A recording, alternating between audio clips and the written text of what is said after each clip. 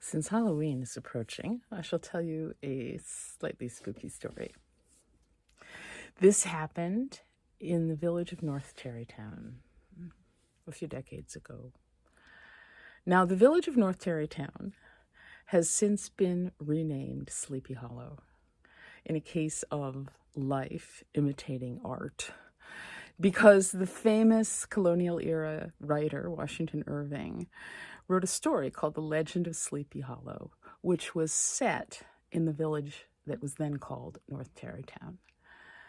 But the whole village felt a sense of collective responsibility to their history and changed the name to Sleepy Hollow.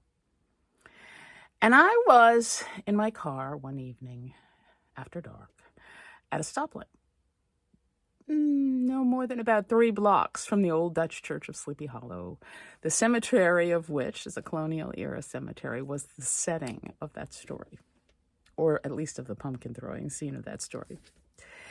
And as I sat at the stoplight in my car, a motorcycle came up behind me, and I got this chill, and I heard this little voice in my head that said, "That's death on that motorcycle."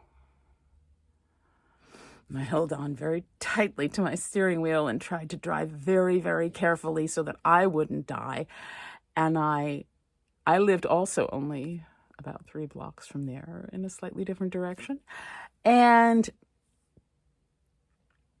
I drove home, and my home was only about 1 block from the fire department. And we have and had a volunteer fire department where they summoned people with a blast of a loud alarm, honking alarm.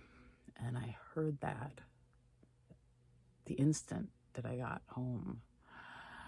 And I read in the newspaper the next morning that a motorcyclist had crashed and died just another few blocks further on, right at that time.